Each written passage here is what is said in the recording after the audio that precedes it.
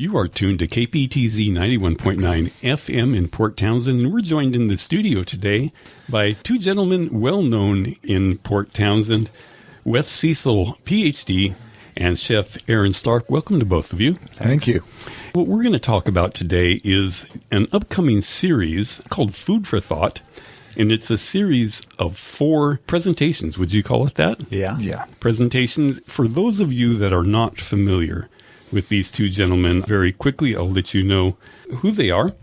Wes Cecil is a student of language and literature, received a BA in English from Fresno State, went on to receive an MA and PhD in English at Indiana University. He's interested in literature, philosophy, history, and gardening, and for the last 16 years has been a teacher at Peninsula College, and when not working, reading, or writing, spends much of his time in the garden. And I must say that also Wes Cecil conducts the lecture series that has gone on for 5 years? 7 years. Oh, I've lost track. 6-7 years at Peninsula College at Fort Worden. So this particular lecture series for this year focuses on American myths, and I'm supposing this will be an ongoing series for you? Yeah. So that's a separate conversation, but it may be the path to which we know Wes Cecil around town, or we may have run into him at the various coffee shops in town also. And Chef Aaron Stark, also well known in these parts, a native of Georgia, chef and dietary director at Jefferson Healthcare, has served in the kitchens of some of the nation's most prestigious restaurants and institutions, including the Museum of Fine Arts in Boston, Massachusetts. For 7 years, Chef Stark and his wife, Michaela Colley, have called Port Townsend home. And frankly, if the Jeopardy question were chef, Olympic Peninsula, most people would say, who is Aaron Stark? So I personally may miss the who is part, but we all know Aaron Stark. And I would like to start off with a little idea of what this series, Food for Thought, will consist of.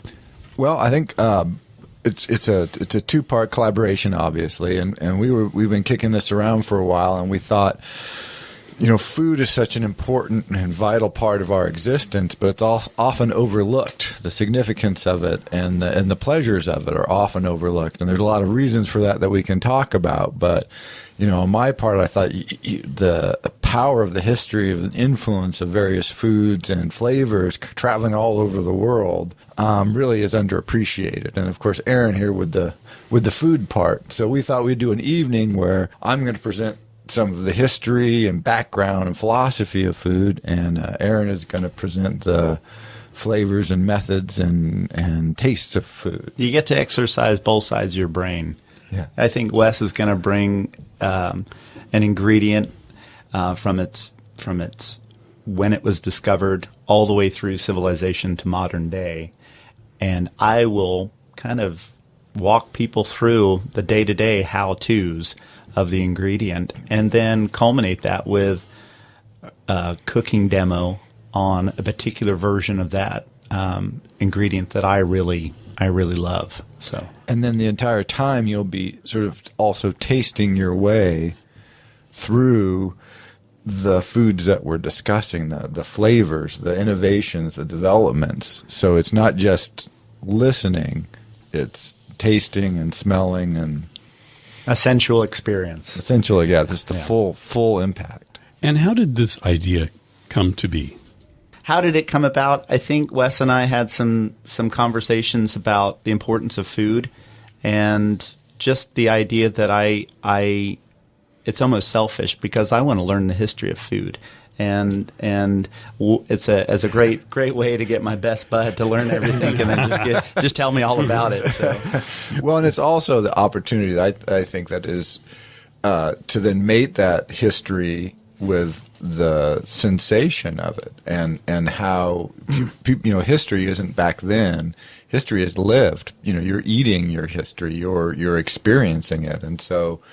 Aaron being able to present the food and to taste the food and to give it to you in what will be, spectacular fashion, really brings the concreteness of the history to life. And that food so the history becomes a part of you through the food, which is an excellent idea. I think we've gotten away from, as a society, we've gotten away from the importance of food. I mean, putting the due importance to food that we need to. And knowing history about food is something that I love when people come through the hospital lunch line. I love giving them little tidbits about the food that we're serving. I can vouch for the truth of that. I've been in that line many times. And, when I read both of your background, your bios, when Wes isn't thinking, speaking, writing, he's in the garden. When I go to Jefferson Healthcare, I'm eating local food very, very often. And so food is a common thread between both of you, and your spouses seem to have some connection also to this world. Sure. My wife is the director of Organic Seed Alliance, which is a local nonprofit, started about 11 years ago. And their mission is to keep alive those traditions of organic seed and plant breeding. And she does a great job at what she does, and she brings it home. We grow vegetables in the garden. And for me, you can't be a culinarian for as long as I have and not have this draw to the garden to see where the food comes from. And I believe that once people get in the kitchen and start cooking and learning to cook different ways, then they're automatically inspired into the garden or out to the water to fish, or even as far as to go up into the woods and go hunting, because that circle.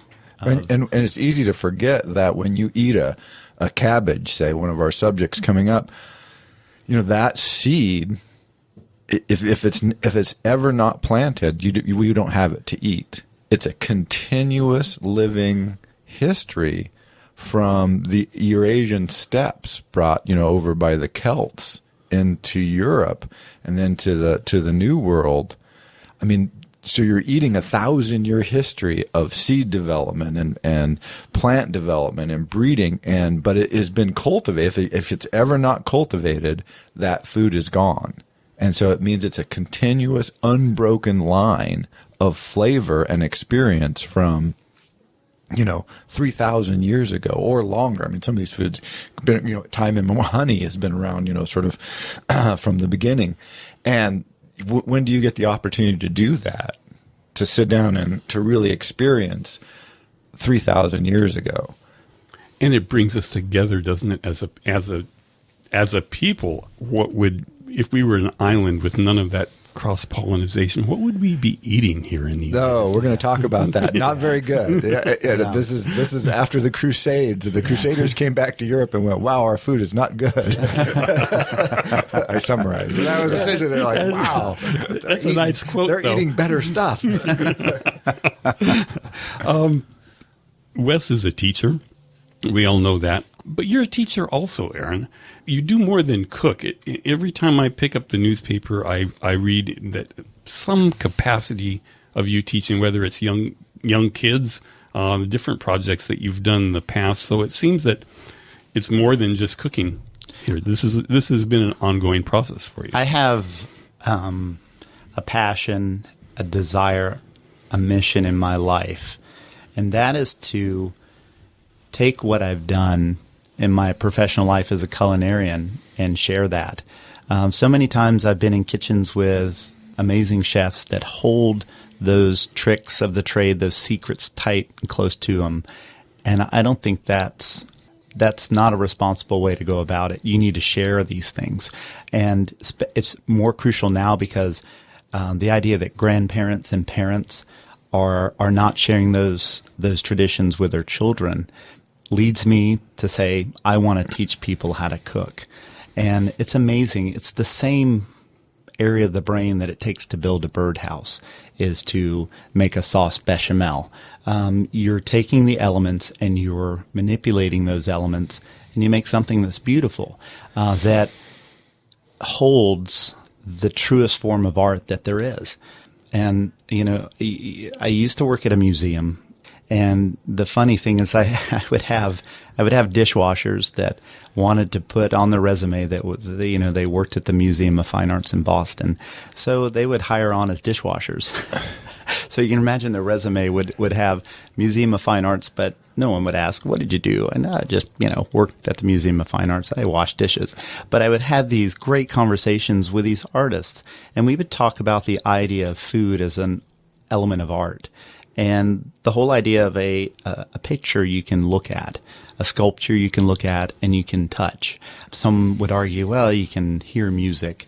In cooking, what I do, I get to experience the sensual experience of, you get to look at it, you get to smell it, you get to taste it, you get to feel it. And I can argue all day that you can hear cooking. When you hear a piece of cold salmon hitting a hot pan of oil, it's beautiful. So it's a well-rounded, truest form of art that can be expressed as far as I'm concerned. And the beauty of it is that it's got an instant gratification. The instant gratification that when I feed people and they're loving it, I'm getting off on that. I'm just sort of like, there it was. I hadn't really thought of that instant gratification that has to come straight back to you as a chef watching somebody eat. Sure, I don't have to wait around. I can just watch. And it's communal. I think this is another aspect of it. Sure. It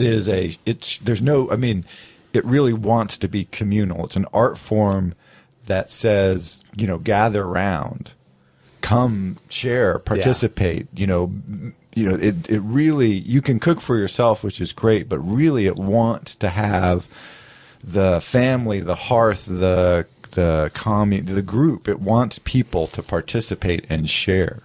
And I think that's, part of the greatness of the art form is it's not supposed to be away or hidden or secret. Like you said, it's supposed to be out public, to be appreciated. And what I think really instantly drew me to this project is I go to Wes's lecture series every year. It's something that brightens the dark of winter for me. But this particular project adds another sensory element, and that's taste. And how often outside of culinary education do we have that element of taste? And in Wes's lectures, and when I look at your YouTube, you have you're coming close to 700,000 views on your lectures. I don't know if you knew that or not. Okay. That's a lot of people. How will what you bring to this be impacted by the fact that you have that instant gratification? You have people actually having that other sensory experience. As you explained, is there something there that will add to? Well, one, there'll be wine, which is always helpful. That's always the best. Two, I think I do think it is great to have that extrasensory aspect because, for instance, you can go to college and study nutrition because that's the abstracted, vague, but scientific and rational and important part of food. And I think that's the nonsense that we want to start, breaking down is our minds have been shackled with the idea that real serious things don't have pleasure, aren't sensual, don't involve your body, right? You're supposed to sit quietly and read still. But that tradition, which I'll talk about at the lecture, is I think is just wrong, and it's deforming of our minds and our lived experience. And being able to bring the ideas in with the food, with the smells, with the laughter and the fun, is going to be it really hopefully helps beginning to free our minds from that sort of training. And I think we can rest assured there will be a lot of laughter. You think? There's an off chance. Yes, there will be. So I'm at the point now where I'm looking at Food for Thought, the flyer that you've printed up, and I want to let the listeners know, well, first off, that you are listening to KPTZ in Port Townsend, and we are joined by Wes Cecil, PhD, and Chef Aaron Stark. And what we're speaking about, if you just tuned in, is the upcoming series entitled Food for Thought.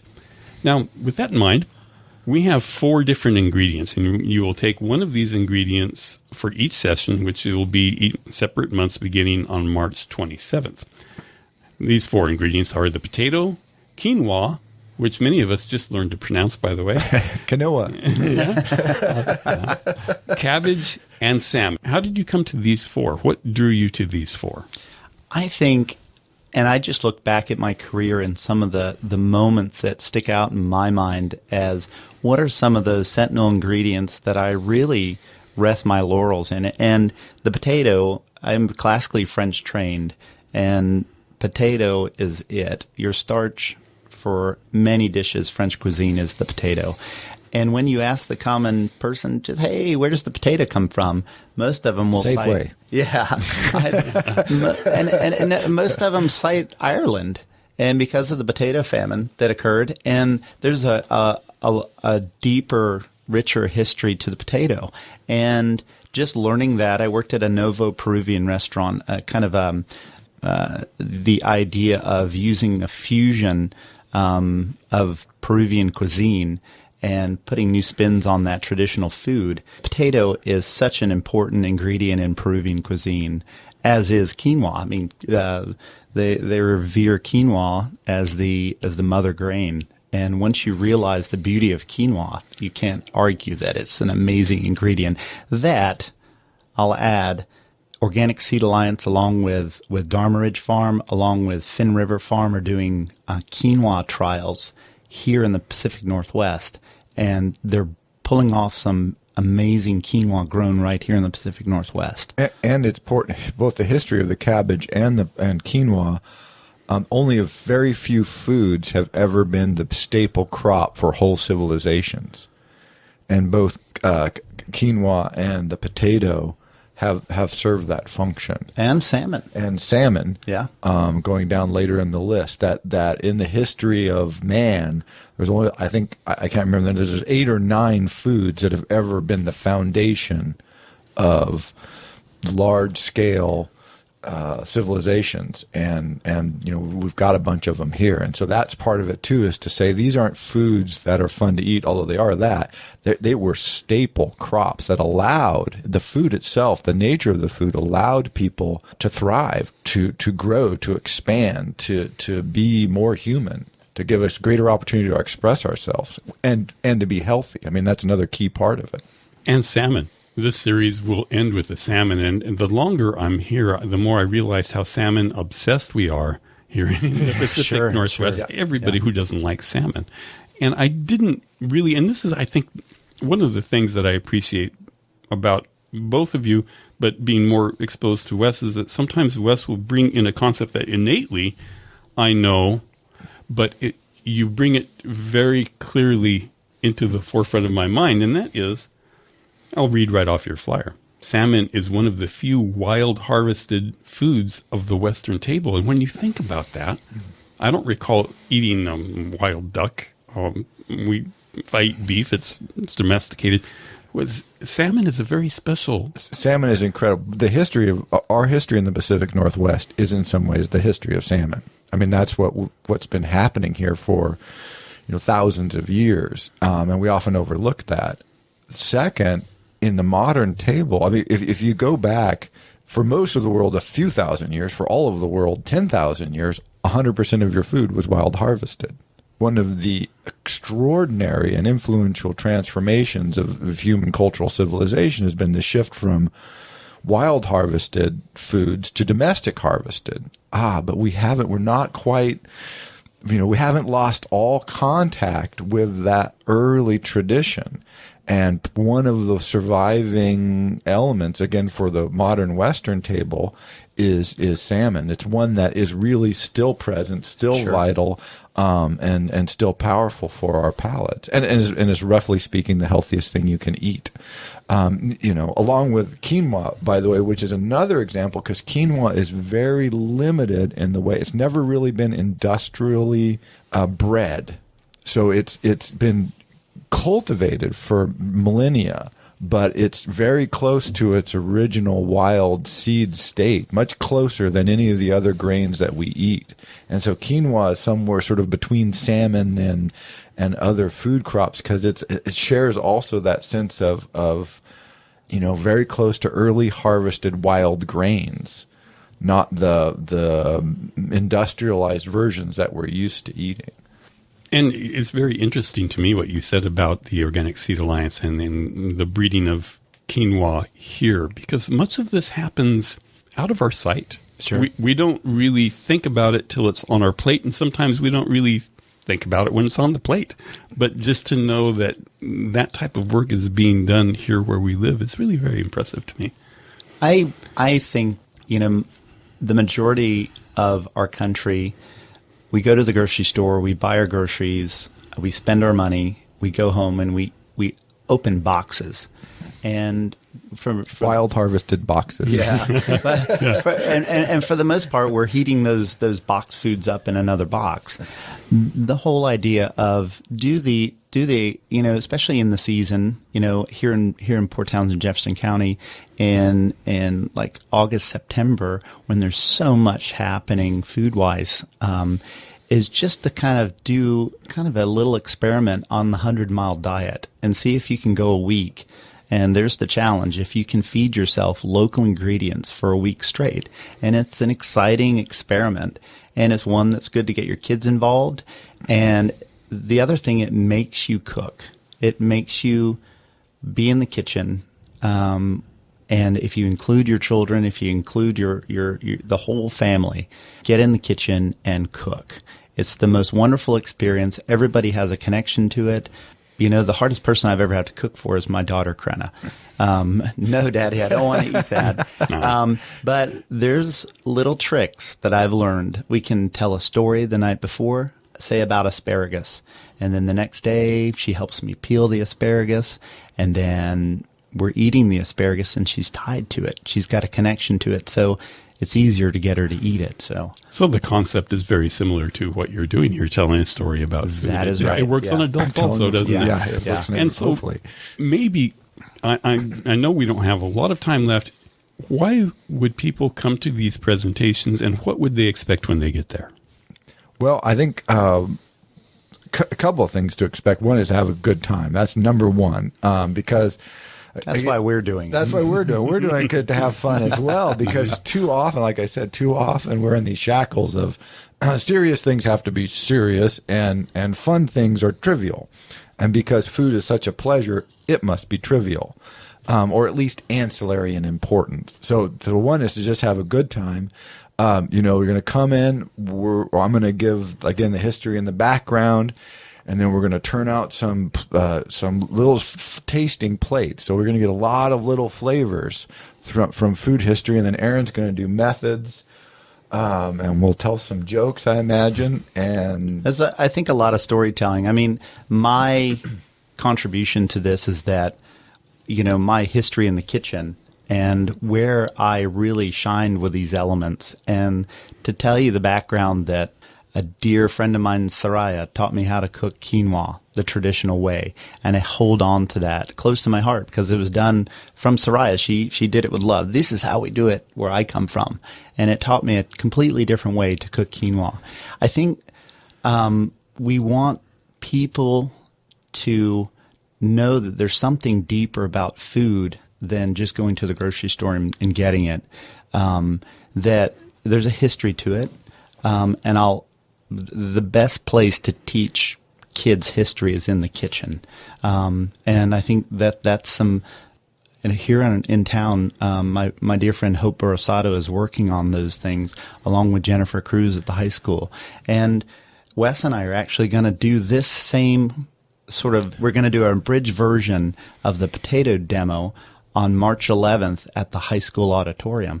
And that's purely just to get kids excited about food because and history. Yeah, it's an exciting thing. What a great combination! That's right. The French fry. Come on now. Yeah, sure, indeed. You know why it's called French? Yeah. Before this gets away from me, I have to make sure that I let all the listeners know where they can access this information, and I suppose Wes and Aaron at gmail.com is one place. Yeah. And then we have tickets available at Brown Paper Ticket. If you just search under Port Townsend, all the events will pop up. They're all up there. And then various places. Pippa, by the way, Pippa's going to do the tea. She's going to do the wine for the event. So we're going to have lots of fun wine from Pippa. Oh, that'll be great. And this will be at the Northwest Maritime Center, 6:30 p.m. to 9-ish. And on 4 days, I'm going to run down here. If you want to pull a pencil out, March 27th will be the potato. April 24th, quinoa. May 22nd, cabbage. And June 19th, salmon. Yep. So just remember wesandaaron@gmail.com. And also, I think if you just Google Food for Thought, Aaron Stark or Wes Cecil. Something like that should bring it up. Something should. Another one to think about, too, is we plan to do more, assuming anybody shows up. So that's other part of it. So it's not just a 4-part series. We hope it to be a multi-part series. But we figured we'd start with 4 and see how it goes. So I just want to add something. I love learning about the history of food. And as I said, I'm looking forward to Wes learning all the stuff so he can tell me all about it. But in my quest for that knowledge, you can't find discussions on YouTube or online about these elements of food. If you want to go deep into the potato, you got to go to the library, pull out the books, and start looking at it. But there's nothing easy accessed. The beauty of this is that there's nothing like it. And there's a difference between live music and Canton music, but this goes far beyond that. This is going to be more of a sensory experience to be in the same room with both of you. Will be fun to begin with. May or may not be a good idea. So, yes, everybody mark that on your calendars. This is KPTZ 91.9 FM in Port Townsend, and you have been listening to Wes Cecil and Chef Aaron Stark talking about their upcoming series, Food for Thought. And I want to thank you all for being here with me and my engineer, Sonny Flores. We'll see you out there. Maritime Center, first one, the potato, March 27th. Thank you. Thank you.